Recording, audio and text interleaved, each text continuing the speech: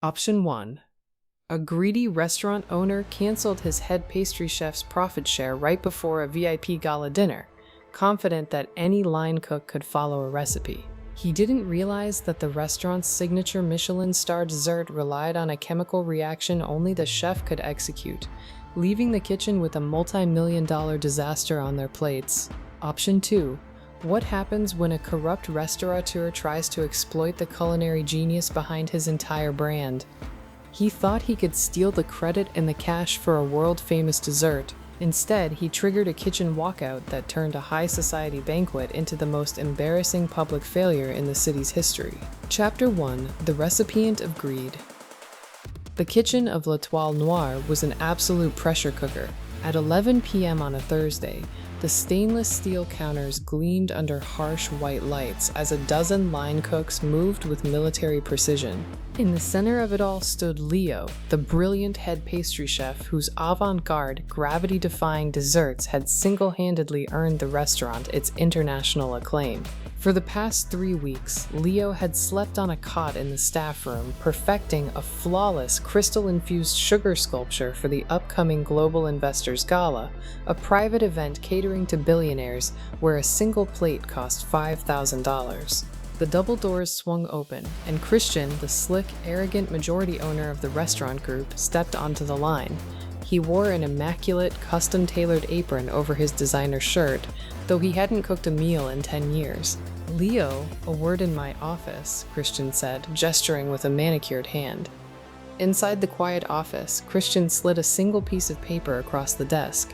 It was the updated corporate distribution agreement for the restaurant's upcoming expansion. Leo's promised 10% partner equity in the new international branches, the deal they had shaken hands on 6 months ago, had been completely wiped out. "Christian, what is this?" Leo asked, his voice deadly quiet. "My signature dessert menu is the only reason the investors are funding the expansion. I built the entire pastry program from scratch." Christian smirked, pouring himself a glass of expensive wine. "Leo, let's be practical. You're a magnificent artist, but you're just an employee. The recipes are logged in our corporate database, the kitchen staff knows the prep steps, and you're already paid a very generous salary. We don't give away millions in equity just for baking cakes." Christian stood up, leaning over the desk with a cold smile. "The board approved the budget. You can either accept your regular salary and run the gala on Saturday, or you can walk out that door right now. L'Étoile Noire doesn't negotiate with its kitchen help." Leo looked down at the contract, then back up at Christian. He didn't raise his voice, he didn't argue. He slowly took off his white chef's coat, neatly folded it, and placed it on the desk. He reached into his pocket, took out his personal notebook containing the precise temperature logs and chemical ratios for the sugar crystals, and slid it into his bag. "Good luck with the gala, Christian," Leo said calmly. He turned and walked out of the restaurant into the cool night air. Christian let out a mocking laugh, believing a restaurant with a multi-million-dollar budget could easily replace one stubborn baker. He had no idea that the signature dessert didn't just require sugar, it required a highly specific, multi-stage crystallization process that only Leo knew how to stabilize. And the VIP guests were arriving in exactly 36 hours. Chapter 2. The kitchen crashes. By Saturday afternoon, the kitchen of L'Étoile Noire was in utter chaos. The Global Investors Gala was set to begin in exactly 4 hours. Christian stood in the center of the pastry station, his face flushed with anger as 30 plates of ruined, melted caramel and cracked sugar sat on the steel counters. The VIP guests had paid $5,000 a seat, and the main event of the night was supposed to be the famous gravity-defying sugar sculpture. "Why is it collapsing?" Christian screamed, slamming his fist against the counter, narrowly missing a tray of burnt pastry shells. "We have the recipe right here on the iPad. It says sugar, water, and glucose. Why can't any of you get it to stand up?" The sous chef, sweat dripping from his brow, shook his head in absolute panic. "Christian, the recipe online is just the basic ingredient list for the health inspectors. Leo never wrote down the exact science. The sugar needs to be heated to an exact sub-degree temperature, then cooled using a specific humidity control sequence that depends on the room's air conditioning. The sous chef pointed at a tray of cloudy, crystallized mess. Without Leo's manual adjustments, the structure absorbs the kitchen's humidity and liquefies within 10 minutes. Look at this! It's just sweet mud! The junior line cooks are already refusing to touch the plates because they don't want their names attached to a high-profile disaster.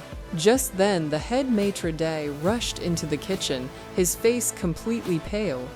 Christian, the lead investor, the one funding the international expansion, just arrived with 3 top culinary critics from the Times. They explicitly asked if the signature crystal dessert is ready for the finale. They said if the dessert program isn't flawless, they are pulling the entire multi-million-dollar expansion deal. Christian's stomach dropped. He looked at his watch. It was 5:30 p.m. The guests were sitting down for the first course, and his entire culinary empire was less than 3 hours away from becoming the biggest laughingstock in the industry. He pulled out his phone with trembling hands, opened his contacts, and scrolled down to Leo's name. The arrogant power dynamic of the executive office was completely gone. Christian was about to make a desperate call to the man he had called just an employee less than 2 days ago. Chapter 3. The high-stakes phone call. Leo was sitting at a quiet bistro across town, enjoying a glass of wine and a beautifully prepared dinner, when his personal phone began to buzz violently against the marble table. The screen read, "Christian, restaurant owner." Leo let it ring out completely. Seconds later, it buzzed again. Leo took a slow bite of his meal, then answered, placing the phone on speaker. "Leo, thank God you picked up." Christian's voice erupted from the speaker, completely stripped of his usual condescending arrogance. He was speaking so fast he was nearly choking, the intense clattering of copper pans and shouting kitchen staff echoing in the background.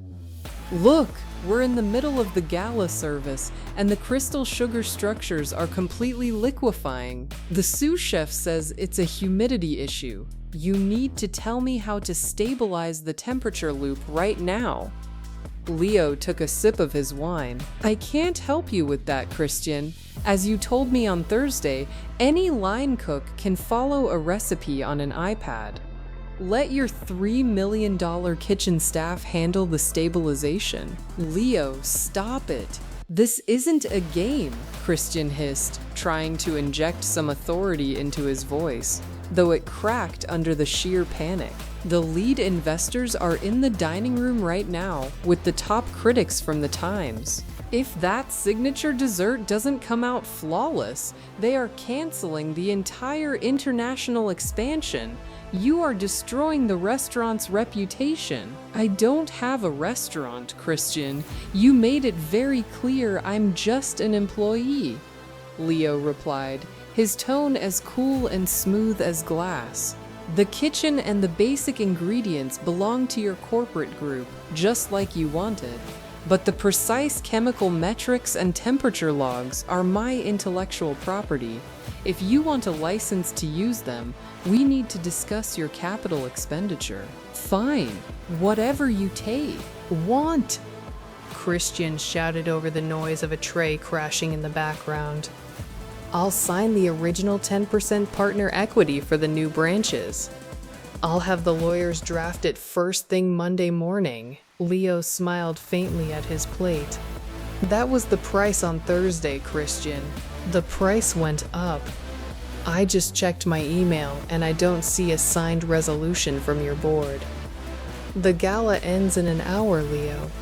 I don't have time for this," Christian pleaded. "Then you don't have time to save your expansion," Leo said coldly. "If you want me to step into that kitchen and save the dessert service tonight, I want a full 25% partnership stake in the entire restaurant group, total creative control over the brand, and your public acknowledgement to the investors that the success of this brand belongs to the talent, not the suits.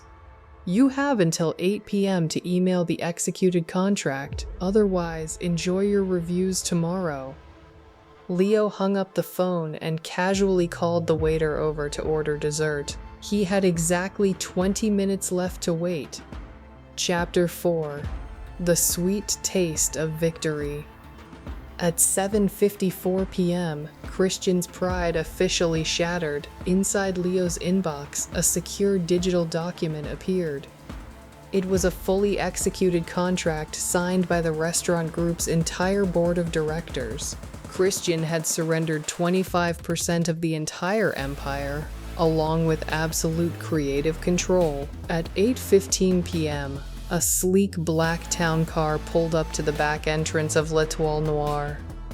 Leo stepped out, wearing a crisp, unbranded black chef's coat. As he walked into the kitchen, the screaming and clattering instantly stopped. The line cook stood back in absolute silence, watching him with a mixture of awe and intense relief. Christian stood by the office door, pale, exhausted, and completely defeated. Leo didn't say a single word to him. He walked straight to the pastry station, took one look at the melted sugar, and tossed it into the bin. "Reset the induction burners to exactly 142 degrees, Leo commanded, his voice cutting through the quiet room. "Adjust the kitchen's AC zone to 62 degrees, and bring me the distilled glucose. Move." The kitchen erupted into action, but this time with absolute purpose. Leo moved like an orchestral conductor, measuring metrics down to the milligram, stabilizing the sugar base with perfect scientific precision. When the double doors opened for the grand finale, 40 flawless, shimmering, gravity-defying crystal sculptures were carried into the dining room. The glass-like structures caught the dining room lights perfectly, reflecting a dazzling, cold, cinematic glow across the tables. Upstairs in the dining hall, the lead investors and critics openly applauded as the plates hit the tables. The multi-million-dollar international expansion was saved. Back in the kitchen, Christian was nowhere to be seen. His corporate greed had cost him a quarter of his entire kingdom. Leo stood by the pass, quietly watching his team wipe down the counters. The suits could buy the expensive stoves, the prime real estate, and the marketing. But tonight, everyone knew the absolute truth. The true value of the empire lived inside the mind of the creator. Option 1. Christian thought a high-end kitchen could run itself without the genius who built it. But he ended up signing over a quarter of his empire just to save his reputation. If you love seeing arrogant bosses get served exactly what they deserve, write "sweet revenge" in the comments, and subscribe for more high-stakes workplace karma. Option 2. The elite thought they could steal the credit from the talent, but they learned that you never try to cheat the person who holds the secret recipe. If you want to see our next story about a corrupt hotel manager who tried to exploit his staff, hit that subscribe button, turn on notifications, and tell us your thoughts in the comments. Screen title caption: The End. Subscribe for more stories.